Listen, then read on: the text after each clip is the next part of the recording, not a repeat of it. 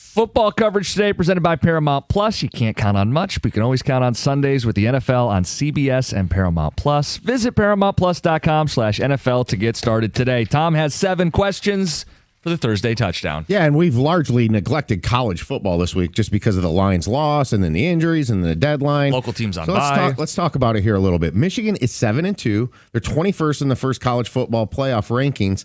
Are the Wolverines a good team or a mediocre team? They're average. You look at their 2 toughest opponents to this point, Oklahoma and USC, and they weren't in either game, really. And you look at, okay, I'm not even going to talk about New Mexico. Sorry, Central Michigan.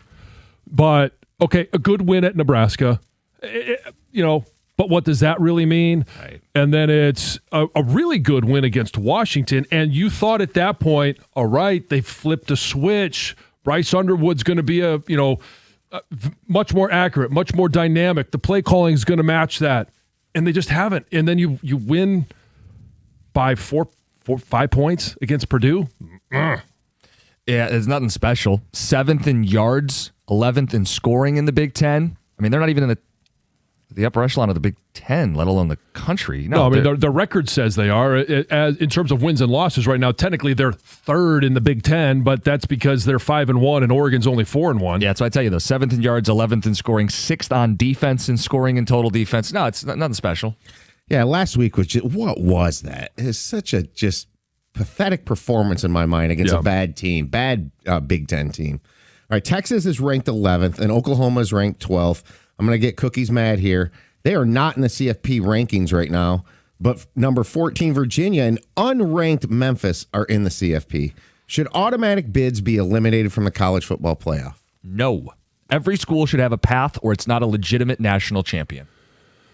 Until, which is impossible, schedules and teams are going to be playing each other. Like, you don't know how good or bad. Well, we think we know how good or bad the Big 12 is, the ACC. And I don't necessarily know that the Big Ten is really that dominant this year. You have a couple of dominant teams, but like I until you're able to play across conferences more frequently, you're just never going to know. So I agree. And you're not going to eliminate, for the national championship, entire parts of the country. That's what was wrong with the 4 teams. You didn't have anybody that was west of the Mississippi. Everybody plays their way in, and you determine a champion from that field. I just don't know how you can sit there with a straight face and tell me that the Memphis Tigers belong in this thing over the Texas Longhorns. What if I offered you a concession? After your 2nd loss, you no longer qualify for the auto bid. I like that. Is that a fair compromise? So if as a 3-loss team, you don't have an auto bid at that point. I'd love that. Sure. I mean, that because I just don't sense. want a 1 or 2 loss. Like, okay, Memphis could be 2-loss team, but why can't the group of 5 have a representative? You can't shut out 60 teams. What if they have to be conference losses? Because at that point, it exploits the conference, doesn't it? I don't know. I get what you're saying, but I ultimately don't want to do away with the auto qualifiers. Every conference of the big conferences is in, and of everybody else, there should be a representative. But this conversation almost is completely irrelevant, because if Texas wins the rest of their games, they're going to be in. Mm-hmm. Like the way that they do this and how early they come out with the CFP rankings, you win and you're still going to be in. They have a chance with Texas A&M to have one of those wins that puts them in. All right, I love this one. Jacksonville kicker Cam Little set an NFL record on Sunday, making a 68-yard field goal. I've heard Valenti mention kicking has become way too easy in the NFL especially. Should the NFL shrink the goalpost to offset the kicking trend? I absolutely hate. This is why you love this question, because you're going to make me defend kickers. It's not as automatic for all the kickers. There are a handful of really good kickers, and it's a huge advantage.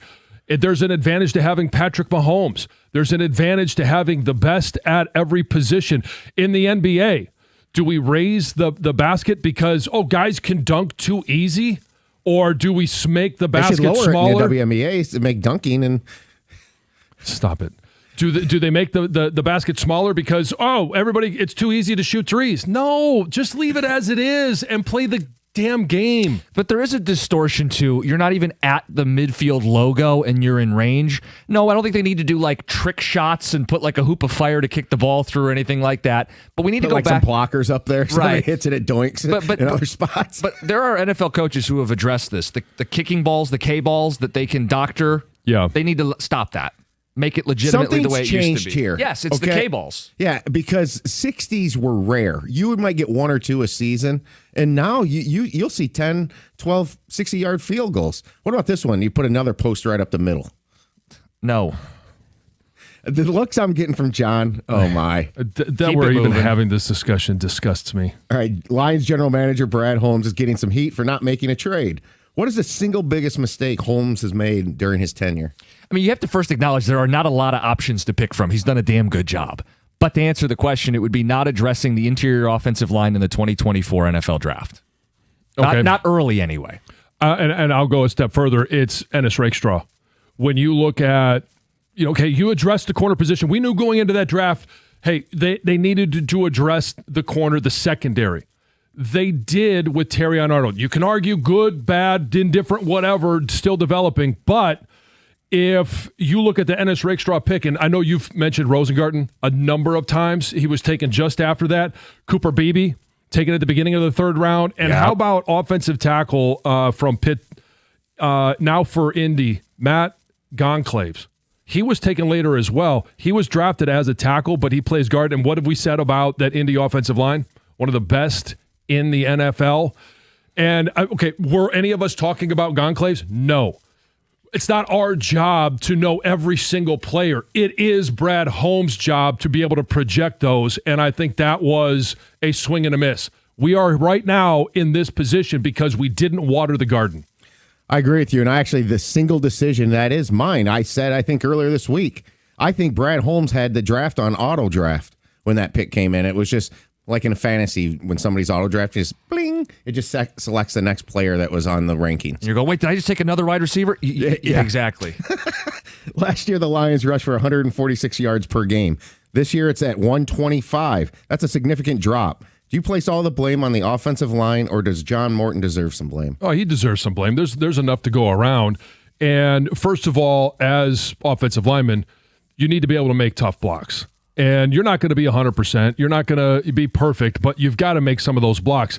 An offensive coordinator, you get to the line of scrimmage and you want to run a certain play to a 3 technique or to an overlook, a 1 and a 5, or an underlook. Now all of a sudden, hey, you can get that look because of personnel groups, motions, and you may not get it early in the game, but as you start to decipher what a defense is doing, you can get those looks. Or you get to the line of scrimmage and you get 2 or 3 plays called. You can make it easier on the offensive line. You can set up those blocks so that the advantage is to the offensive line. 80-20 O-line, Morton 20? Oh, I'd say 60-40. Okay. All right, power rankings are all over the place right now. Teams like the Broncos and Patriots are being overlooked by teams with worse records like the Chiefs and Bills. At what point do we reach a world where the records are the reality? It's never literal. Records can be misleading. I'll give you a great example.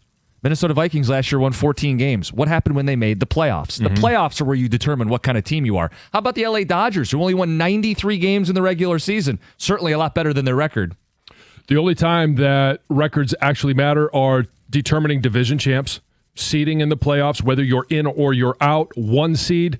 That's when the record matters, but it's simply, hey, get into the postseason and then play games. I think the one team right now I think is getting disrespected is the Patriots. I think so. He's a winning coach. He's proven it. And is he going to run this thing all the way to the AFC Championship game like he did with Tannehill that one year? Well, and they're a team that in the last couple of years has spent a lot of money in free agency.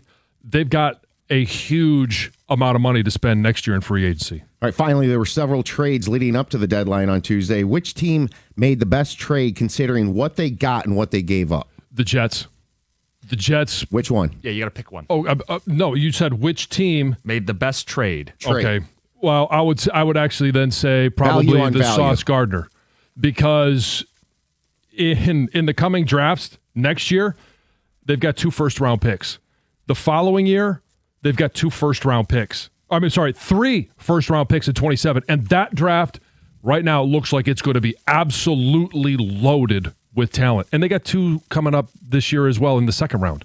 I agree with you. The Jets won the day. It's just which trade do you like better? They're both good trades because they get gave 2 first back for Sauce. Now, I would say Quinn Williams was the better trade because I think as a player, he peaked 3 years ago, and to get a first and a second for him, but we're splitting hairs. The Jets did a great job. It's your Thursday touchdown. It's 97-1.